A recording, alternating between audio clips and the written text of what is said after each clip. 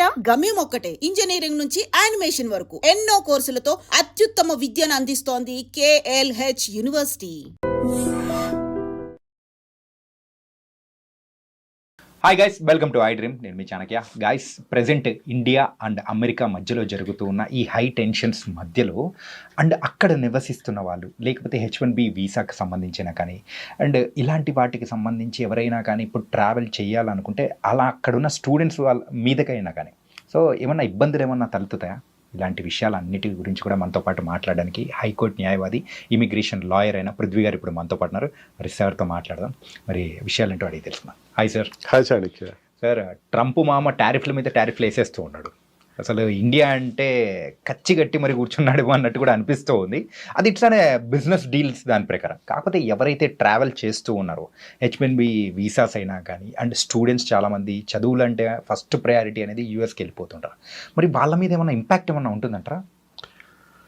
As of now చెప్పాలంటే Chanakya 70% America వెళ్ళే వాళ్ళు ఆగిపోయారు. 70% ఆగిపోయారు. Okay. And 25% already slots previous book అయిపోయి అండ్ నేను వెళ్ళాలి, ఖచ్చితంగా నేను యూఎస్లోనే ఎంఎస్ చేయాలి అన్న ఒక ఉద్దేశం ఉన్నవాళ్ళు తప్ప మిగతా వాళ్ళందరూ ఆగిపోయారనే చెప్పచ్చు. ఇప్పుడు ఈ స్టూడెంట్స్ యాజ్ ఆన్ నౌ పెరగాలి అంటే ఇంపాసిబుల్ చాణక్య. ఓకే. ఎందుకంటే ఆల్రెడీ ఒక రకమైనటువంటి ఫియర్ ఎస్టాబ్లిష్ అయిపోయింది ఒక పిల్లలకి. అదొకటి కూడా ఎప్పుడు లేనట్టు ట్రంప్ ఫస్ట్ టైం యూనివర్సిటీస్ మీద పెత్తనాలు చేయటం మొదలుపెట్టాడు. యూనివర్సిటీస్ ఇట్లా ఉండాలి, యూనివర్సిటీస్ మీరు స్పాన్సర్ చేయకూడదు. ఈవెన్ అక్కడ ఉండేటువంటి ఎడ్యుకేషన్ డిపార్ట్మెంట్ని తీసేశాడు. ఎడ్యుకేషన్ డిపార్ట్మెంట్ అంటే ఎడ్యుకేషన్ మినిస్ట్రీ ఉంటుంది కదా మనకి, అట్లాగా ఎడ్యుకేషన్ మినిస్ట్రీని తీసేశాడు. తీసేసి అక్కడ ఇంకా ఫండింగ్ ఆఫ్ లోన్, వీళ్ళకి ఇచ్చేటువంటి స్టూడెంట్స్కి ఇచ్చే లోన్స్ కానీ వాళ్ళకి ఇచ్చే స్కాలర్షిప్స్ మొత్తం తీసేశాడు. ఏదైనా సరే యూనివర్సిటీసే పెట్టుకోవాలని చెప్పేసి హీఈస్ డిస్కరేజింగ్. మెయిన్ ఏంటంటే తనకి ఒక రకమైన థ్రెట్ ఉంది అక్కడ. థ్రెట్ ఇన్ ద సెన్స్, ఈ పాలస్తీనా వార్ తర్వాత ఇరాన్ వార్ తర్వాత, అక్కడ ఇజ్రాయెల్ అండ్ పాలస్తీనా డిస్టర్బెన్సెస్ తర్వాత అక్కడ ఉండేటువంటి ఒక వర్గం వ్యక్తులు పాలస్తీనా సపోర్ట్ చేస్తున్న ర్యాలీలు తనకి ఒక రకమైన టెన్షన్ క్రియేట్ చేస్తున్నాయి. అండ్ అబ్రాడ్లో జరిగినటువంటి బాంబింగ్స్ ఎప్పుడు తక్కువే ఉంటాయి ఈ మధ్యకాలంలో. ఈ మధ్యన ఇజ్రాయెల్ దగ్గర జరిగినటువంటి ఒక బాంబ్ బ్లాస్ట్ అన్నది, ఇదంతా కూడా ఒక రకమైన టెన్షన్ క్రియేట్ చేసి స్టూడెంట్స్ని కంట్రోల్ చేయాలి అన్నది ఏదైతే ఉందో అక్కడ డైరెక్ట్గా లిబర్టీ అనేటువంటి ఒక basic principle of American constitution దెబ్బతింటూ మొదలుపెట్టింది. ఓకే. ఈ యాంగిల్స్లో ఏమవుతుందంటే స్టూడెంట్ ఇన్ గోయింగ్ తగ్గారు, అక్కడికి వెళ్ళే వాళ్ళు తగ్గారు. అండ్ ఎప్పుడైతే ఈ ఇన్కమింగ్ స్టూడెంట్స్ తగ్గారో ఈ ఉన్న స్టూడెంట్స్ భయం మొదలైంది. వాళ్ళు కూడా సోషల్ మీడియాస్ అన్ని మీకు హ్యాండిల్స్ ఇవ్వండి, మీ యొక్క క్రెడెన్షియల్స్ మాకు హ్యాండ్ ఓవర్ చేయండి, మీ సోషల్ మీడియాస్ నేను ఓపెన్ చేస్తాను అంటే ఏదైనా ఒక వీడియో ఏదైనా వచ్చింది అనుకోండి, పాలస్తీనా సంబంధించి సపోర్ట్ చేస్తున్నవాడు ఎవడో ఫ్రెండ్ పెడతాడు అనుకోండి, వాడు చూశాడు అనుకోండి, then he will be doubted అనమాట. అతను డౌట్ పడతారు, స్కానింగ్ లోకి వచ్చేస్తారు. అలా ఆ రకంగా ఒక రకమైన ఇన్సెక్యూరిటీ అనేది అక్కడ వెళ్తున్న స్టూడెంట్స్కి, అక్కడ ఉన్న స్టూడెంట్స్కి డెవలప్ అయింది. But it is not a longitive end as such. అది ఎక్కువ నాళ్ళు ఉంటుంది అయితే ఐ డోంట్ థింక్ సో. ఇంతకన్నా వర్స్ సిచ్యుయేషన్స్ చాలా వచ్చినాయి యుఎస్లో. It is one of the situation where the students must be little brave and వాళ్ళు వెళ్ళినటువంటి ఎడ్యుకేషన్ అన్నది అక్కడ తర్వాత కంటిన్యూ అవ్వాలంటే దే హ్యావ్ టు. సార్, ప్రీవియస్గా ఉన్న సిచ్యువేషన్స్ వరకు అయితే ఇండియా అండ్ అమెరికా అనేది కూడా ఒక ఫ్రెండ్లీ నేషన్స్గా ఉన్నాయి. కాకపోతే ఇంత హై టెన్షన్స్ అనేది కూడా ఈ మధ్యకాలంలో ఎప్పుడూ చూడలేదు. కానీ స్టూడెంట్స్ వెళ్ళే వాళ్ళ డ్రాప్ కానీ అక్కడున్న కంపెనీస్లో వర్క్ చేస్తున్న ఎవరైతే ఉన్నారో ఎంప్లాయీస్ కానీ వాళ్ళ మీద కూడా ఈ బర్డన్ పడే అవకాశాలు ఉంటాయని కూడా భయపడుతూ ఉన్నారు. మరి వాళ్ళకి సంబంధించి మీరేం చెప్తారు? చాణక్య, ఒకటి మనం ఆలోచించాల్సింది ఏంటంటే it is not a communist country or socialistic country. Okay. అక్కడ ప్రైవేట్ కంపెనీస్ని గవర్నమెంట్ కెనాట్ డిక్టేట్ టర్మ్స్, ఇట్లా చేయాలి. ఓకే. యాపిల్ లాంటి ఒక చిన్న కంపెనీ నీకు ప్రొడక్షన్ ఇండియాలో ఆపేయమంటే నేను ఆపనని చెప్పింది. ఏం చేయలేకపోయాడు. ఓకే. మహా అయితే ట్యాక్స్ పెంచుతావు, ఎంత పెంచుకోవాలి అంటే అక్కడ ఉండేటువంటి industrialist are very powerful. Okay. వాళ్ళని ఎవరు కంట్రోల్ చేయలేరు. ఎంతమంది ఎంప్లాయీస్ కావాలి, ఎట్లా కావాలి అనేది వాళ్ళ ఇష్టం. అది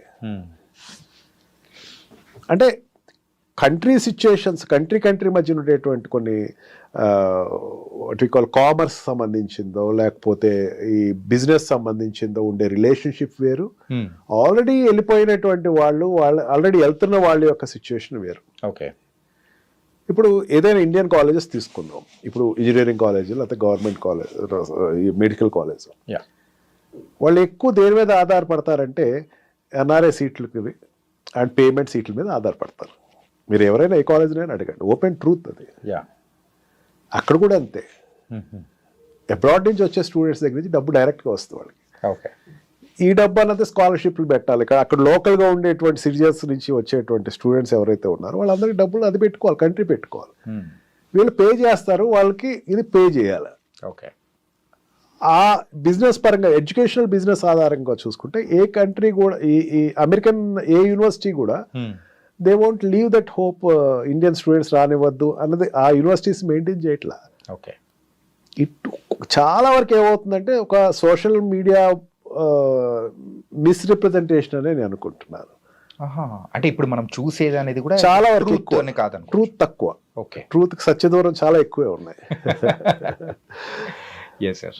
అలాగే ఆ ట్రంప్ ఇంతకుముందు అంటే ఎప్పుడైతే గవర్నమెంట్లోకి వచ్చారో సార్, అధికారంలోకి వచ్చిన తర్వాత గోల్డ్ కార్డ్ అనేది కూడా ప్రవేశపెట్టారు కదా సార్, మరి దాని సంగతి ఏంటి సార్ ఇప్పుడు అది?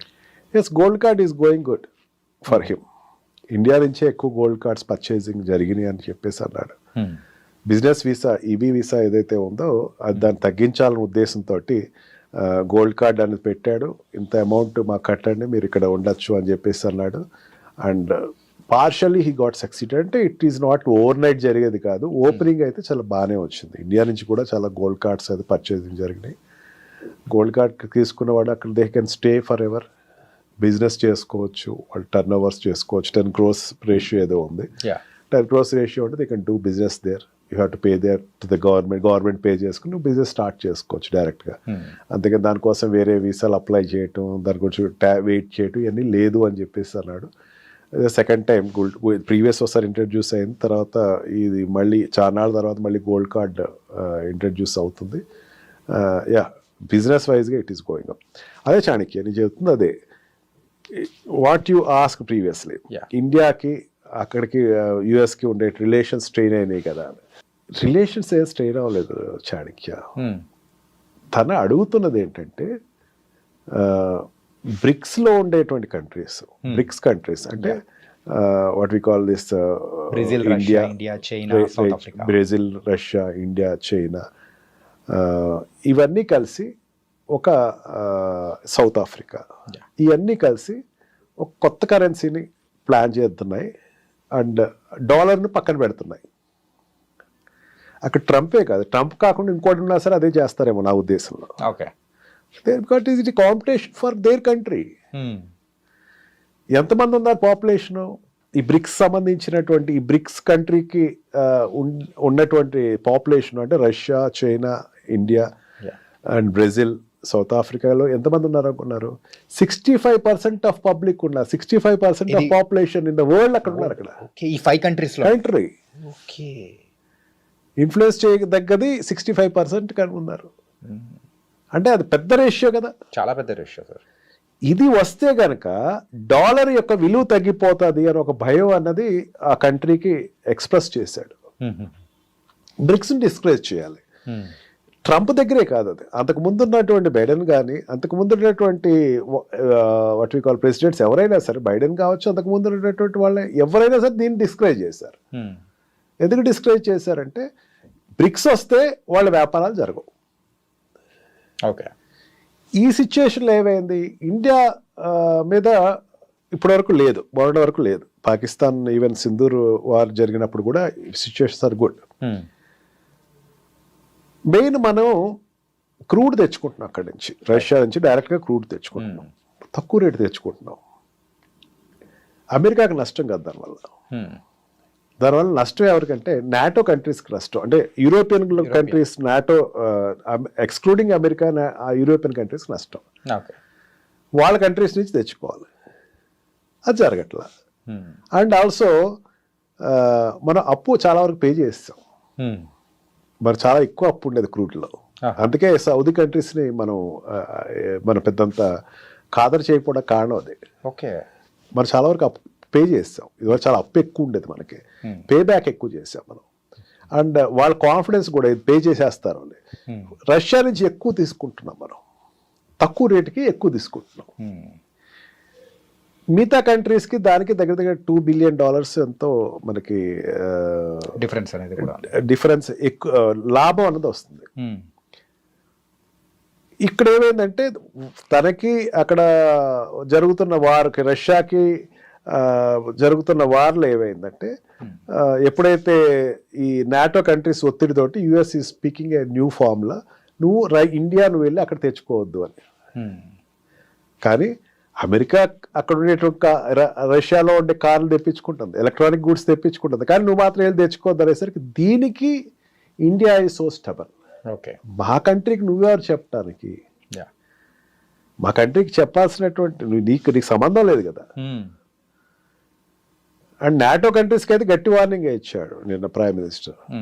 అసలు మీకు నాకు సంబంధం ఏంటి? అసలు మీరు ఎక్కడెక్కడ వ్యాపారం చేసుకుంటారు మేము అడిగాము ఎప్పుడైనా సరే. ఉక్రెయిన్ వార్కి మీకు సంబంధించింది, ఉక్రెయిన్ వార్కి మాకు సంబంధం నాటోకి సంబంధించింది. We are not the members of NATO.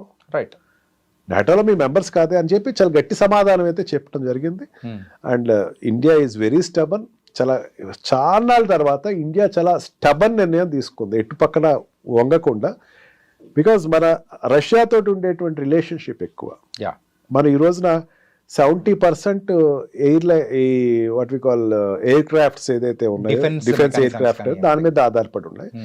ఇప్పటికీ ఇక్కడ రీసెర్చ్ జరుగుతున్నాయి. They are supporting us. And Russia మన పక్కన ఉంటే చైనా మన కంట్రోల్లో ఉంటుంది. అది మర్చిపోద్దు మనం. చైనా కొంచెం ఏదైనా ఎదురు తిరుగుతుంది అన్నది ఏదైనా ఉంటే Russia will control it.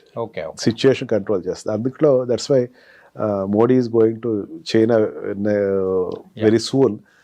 It is one of the good indication. China తోటి ఎప్పుడు మనం యుద్ధం పెద్దగా పెట్టుకోకూడదు, ఎందుకంటే పెద్ద కంట్రీ కాబట్టి. ఈ రెండు కంట్రీస్ సపోర్ట్ ఇచ్చినంతసేపు పెద్ద ప్రాబ్లం ఏం కాదు మనకి. ఈ అక్కస్తో ఏమైందంటే ఒకసారి 50% టారిఫ్ పెంచింది. కొన్ని sectors there is loss, but కొన్ని సెక్టర్స్ ఆక్వా ఫీల్డ్ లాస్ వస్తుంది. గోదావరి జిల్లాలకు ఉండేటువంటి ఆక్వా ఫీల్డ్ ఎక్కువ, వాళ్ళ ఆక్వా ఫీల్డ్ మీద ఆధారపడతారు, వాళ్ళకి కొంచెం లాస్ వస్తుంది.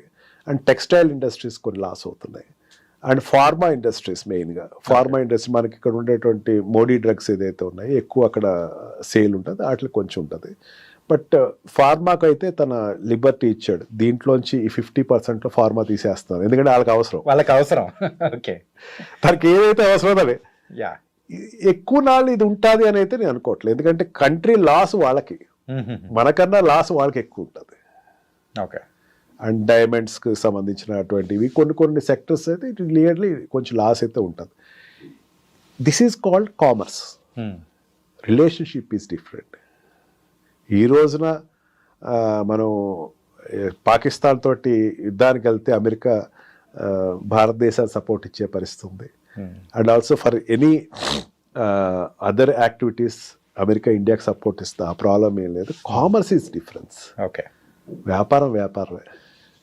అందుకని దానికి దీనికి సంబంధం పెట్టక్కల. And the students and the employees which are existed there in America, నేనైతే చాలా వెరిఫికేషన్ అయితే చేసుకుంటా ఉంటాను. మీరు చెప్తే నమ్మొచ్చానికి రోజుకి ఒక 5-6 నా క్లయింట్స్ వెరిఫై చేసుకుంటాను అబ్రాడ్లో, యూఎస్లో ఉన్న సిచ్యువేషన్ అట్లా ఎక్కడేం లేదు అసలు అంటారు వాళ్ళు. They are very cool. Students also very cool. మన ఐడ్రీమ్ ద్వారా చెప్తున్న parents of students, don't get worried, your children are safe. They will be the safest people because they are in liberal country, not communist country or socialistic countries. Nice sir. ఏంటంటే అక్కడికి వెళ్ళిన తర్వాత parents ఇక్కడ ఉన్న వాళ్ళు చాలా వరకు భయపడుతూ ఉంటారు. అరే ఈ పేపర్లో ఇన్ని రాస్తూ ఉన్నారు, అసలు వీడియోస్ ఏమో ఇన్ని వస్తూ ఉన్నాయి, అరే ఇన్ని టారిఫ్లు వేస్తున్నాడు, ఈరోజు ఇలా ఉందంటే రేపు శత్రు దేశంగా చెప్తాడేమో, ఇలా చాలా మిస్కన్సెప్షన్స్ అనేది కూడా ఉన్నాయి. దానికి మాత్రం you are the perfect person to say that answer. And చాలా చక్కగా చెప్పారు sir. So thank you so much sir. Thank you. నిజంగా ప్రస్తుతం ఉన్నటువంటి సమాజం దేనికి ప్రయారిటీ ఇస్తుంది? ఆర్థిక సంబంధాల చుట్టూ మాత్రమే తిరుగుతోంది. మళ్ళీ ఎన్నికలంగానే చాలా విరక్తి కలుగుతాం. మంచి అనిపిస్తుంది కదా, లేడీస్ కూడా ఛాలెంజింగ్ జాబ్స్ చేసినప్పుడు చాలా బాగుంటది. ట్రాఫిక్ అసిస్టెంట్స్ గా నియమించిన ట్రాన్స్జెండర్స్ అందరితో సాల్యూట్ చేయించుకుంటున్నారు. ఫుడ్ డెలివరీ ఇవ్వటానికి వెళ్ళినటువంటి డెలివరీ బాయ్ అనిల్ పై కళ్ళ ముందు